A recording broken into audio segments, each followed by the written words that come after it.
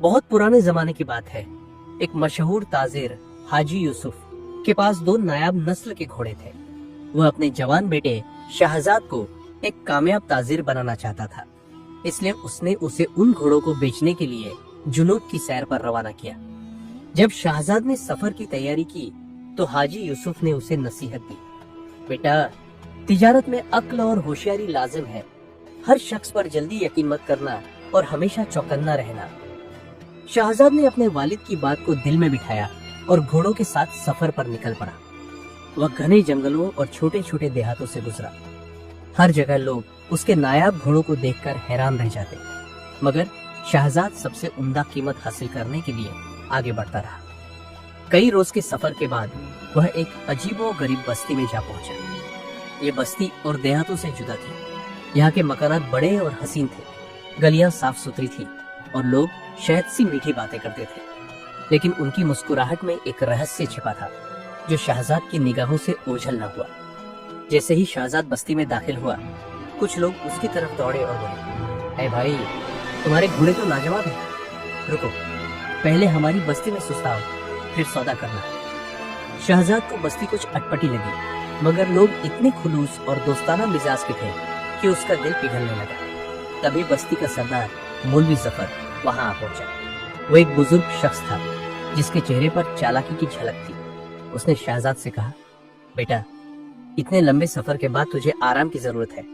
आज की रात हमारे मेहमान बनो, सुबह आराम से अपने घोड़े बेच लेना। शहजाद को कोई खतरा महसूस न हुआ, सो उसने उनकी बात मान ली। बस्ती वाले शहजाद के साथ बड़े प्यार और एहतराम से पेश आए, मगर अंदर ही अंदर वे एक गहरी साजिश रच रहे थे। दरअसल ये बस्ती ठगों की थी।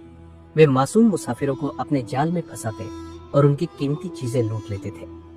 रात हुई तो शहजाद को एक आरामदेह कमरे में ठहराया गया। उसके घोड़े एक दरख्त के नीचे बांध दिए गए। शहजाद को बस्ती वालों पर यकीन तो था, मगर वालिद की नसीहत उसे याद थी, सो वह पूरी तरह सोया नहीं, बल्कि चौकस रहा। जब रात गहरी हुई, 2 ठग चुपके से घोड़ों की रस्सियां खोलने लगे। उनका इरादा घोड़ों को चुराकर रफूचक्कर होने का था, मगर शहजाद की आंखें हल्की सी खुली थी। उसने देखा और समझ गया कि ये लोग धोखेबाज हैं। वह चुपके से अपनी तलवार के पास पहुंचा और एक दहाड़ती आवाज में बोला, रुको, तुम लोग क्या कर रहे हो? ठग घबरा गए और वही ठिठक गए। अब शहजाद के सामने ठगों का असली चेहरा बेनकाब था। रात के सन्नाटे में शहजाद की आवाज गूंजी, रुको, तुम लोग क्या कर रहे हो? ठग हक्का बक्का रह गए। उन्हें यकीन था कि शहजाद गहरी नींद में होगा, मगर उसकी होशियारी ने उनकी साजिश को मिट्टी में मिला दिया। ठगों ने फौरन बहाना बनाया, ऐ भाई, घबराओ मत, हम तो बस तुम्हारे घोड़ों को चारा देने आए थे। शहजाद ने उनकी तरफ गहरी निगाहों से देखा। उसे पूरा यकीन हो गया कि ये लोग बेईमान हैं, मगर उसने गुस्से में कुछ करने के बजाय उन्हें उनके ही जाल में फंसाने की ठानी। उसने ठगों से कहा, अगर तुम सच कह रहे हो तो मेरी एक पहेली का जवाब दो। जो इसका सही जवाब देगा उसे मैं अपना एक घोड़ा दे दूंगा, मगर अगर तुम हार गए तो तुम्हें अपनी सबसे कीमती चीज मुझे सौंपनी होगी। बस्ती के बाकी लोग भी शहजाद के इर्द गिर्द जमा हो गए। उन्होंने सोचा कि यह शहजाद को बेवकूफ बनाने का सुनहरा मौका है। मौलवी जफर भी वहां आ पहुंचा और मुस्कुराकर बोला, हमें तुम्हारी चुनौती कबूल है बेटा। बस्ती वाले शहजाद को नादान समझ रहे थे, मगर उन्हें क्या पता कि वह अपने वालिद की नसीहत को दिल में बिठाए एक चतुर खेल खेल रहा था। शहजाद ने गहरी आवाज में कहा, अगर किसी नहर में एक कश्ती हो और उसमें 2 शख्स बैठे हों, तो जब कश्ती डूबेगी सबसे पहले कौन बाहर आएगा? बस्ती वाले सोच में पड़ गए। किसी ने कहा, जो सबसे तेज तैर सकता है। किसी ने कहा, जो सबसे हल्का होगा। एक ने तो यहाँ तक कह दिया, जिसके पास लकड़ी का तख्ता होगा। शहजाद चुपचाप उनकी बातें सुनता रहा। जब सबने अपने जवाब दे दिए तो वह रहस्यमयी अंदाज में मुस्कुराया और बोला, सब गलत, सबसे पहले बाहर आएगा पानी। बस्ती वाले सन्न रह गए। जवाब इतना सादा था, मगर किसी की अक्ल ने इसे छुआ तक नहीं। ठगों के चेहरों पर मायूसी छा गई। मौलवी जफर अब घबरा चुका था। शहजाद ने उसे याद दिलाया, अब जैसा वादा था तुम्हें अपनी सबसे कीमती चीज मुझे देनी होगी। मौलवी जफर परेशान हो गया। उसने कहा, बेटा, हमारे पास कोई कीमती चीज नहीं है। शहजाद ने उसकी आंखों में झांका और गंभीर लहजे में बोला, मुझे तुम्हारी सबसे कीमती चीज चाहिए, तुम्हारी चालाकी। मुझसे धोखा करने की कोशिश मत करना, वरना अगली बार मैं अकेला नहीं आऊंगा।